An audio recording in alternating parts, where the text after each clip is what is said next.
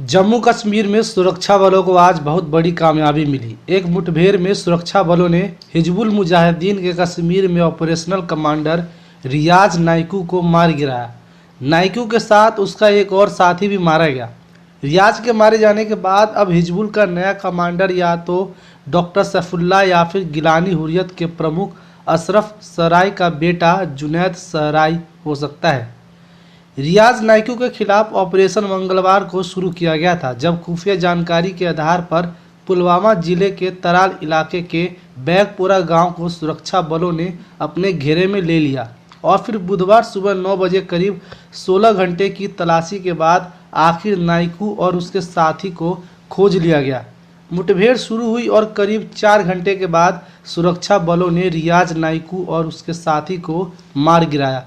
दोनों का मारा जाना हिजबुल के लिए एक बहुत बड़ा झटका है, जिसकी भरपाई के लिए जुनैद को प्रमुख दावेदार माना जा रहा है। जहां रियाज हिजबुल में मई 2012 में शामिल हुआ था, वहीं जुनैद मार्च 2018 में हिजबुल के साथ जुड़ा। दोनों ही बहुत पढ़े लिखे थे। रियाज गणित में पोस्ट ग्रेजुएट था तो जुनैद कुरुक्षेत्र से MBA है। दोनों ही कश्मीर में युवाओं को हिजबुल के साथ जोड़ने में एक मैग्नेट की तरह काम कर रहे थे।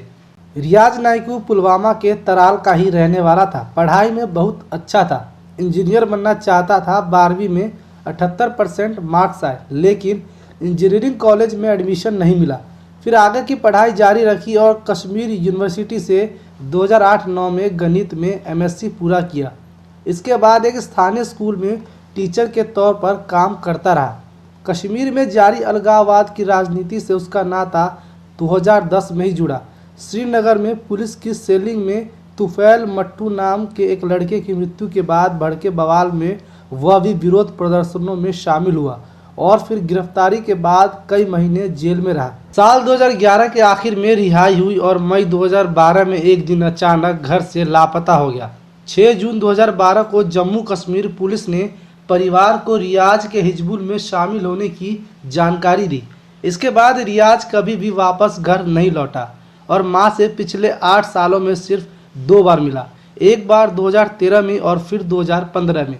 रियाज ने 2016 में बुरहान वानी के मारे जाने के बाद सब्जार भट्ट के साथ मिला। 2017 में जाकिर मूसा ने अलकायदा से जुड़े अंसार गजवातुल हिंद नामी संगठन बनाया और आधी संख्या में हिजबुल के आतंकियों को अपने साथ मिलाया। इसी समय रियाज ने हिजबुल में अपनी पैठ बैठाने के लिए न सिर्फ जाकिर को अलग थलग किया, बल्कि उन सभी आतंकियों को वापस भी लाया जो उसके साथ चले गए थे। इसी से हिजबुल के सरहद पार के कमांडरों के साथ उसकी काफ़ी अच्छी पैठ बैठ गई और उसके बाद घाटी में हर कार्रवाई को करने की उसको खुली छूट मिल गई।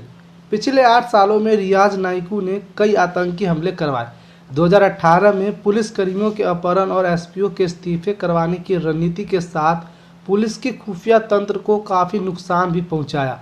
लेकिन सबसे ज़्यादा जिस काम के लिए रियाज नाइकू की कमी हिजबुल को खलेगी, वो होगी आतंकी कामों के लिए टेक्नोलॉजी के इस्तेमाल की। रियाज नाइकू ने ही बुरहान वानी से लेकर आज तक सोशल मीडिया की मदद से हिजबुल को एक बार फिर से कश्मीर में जिंदा किया। शायद इसीलिए बुधवार को मुठभेड़ शुरू होते ही पूरी कश्मीर घाटी में इंटरनेट सेवाएं बंद कर दिए, क्योंकि यह आशंका थी कि वह इंटरनेट की मदद से अपने भागने का कोई जुगाड़ कर लेगा। रियाज नाइकू के मारे जाने के बाद अब हुर्रियत के सैयद अली गिलानी गुट के प्रमुख अशरफ सहराई का 26 साल का बेटा जुनैद सराय नया चेहरा हो सकता है। जुनैद MBA की पढ़ाई करके नौकरी की तलाश में था, लेकिन अचानक मार्च 2018 में वह एक दिन गायब हो गया और फिर सोशल मीडिया के जरिए एक तस्वीर जारी कर उसने अपने हिजबुल में शामिल होने की घोषणा कर दी थी। जुनैद उस समय हिजबुल में शामिल हुआ जब बड़ी संख्या में पढ़े लिखे युवा आतंक के रास्ते चल पड़े थे, जिनमें MU के स्कॉलर मन्नान वानी और कश्मीर यूनिवर्सिटी में सोशियोलॉजी के असिस्टेंट प्रोफेसर डॉक्टर रफ़ी भी शामिल हुए। लेकिन जुनैद ने हिजबुल में शामिल होने के बाद केवल प्रोपेगेंडा का काम न करते हुए कई आतंकी वारदात को अंजाम दिया। श्रीनगर और आसपास के इलाकों में पुलिस कर्मियों पर कई हमले करके उनसे हथियार छीने और सुरक्षा बलों के खिलाफ कई ऑपरेशन में शामिल भी हुआ। इसलिए जुनैद को कुछ दिनों के अंदर ही श्रीनगर और बडगाम का कमांडर बनाया गया। रियाज नाइकू के मारे जाने के बाद अब हिजबुल के लिए आतंकी जमीन को बचाने का संकट आ गया है। कमांडर के मारे जाने के बाद अभी पूरे संगठन के बिखरने का खतरा मंडरा रहा है, जिसका फायदा उठाकर बाकी संगठन अब दक्षिण कश्मीर में और ज़्यादा सक्रिय होने लगेंगे। ऐसे में सुरक्षा बलों को और ज़्यादा कामयाबी मिल सकती है।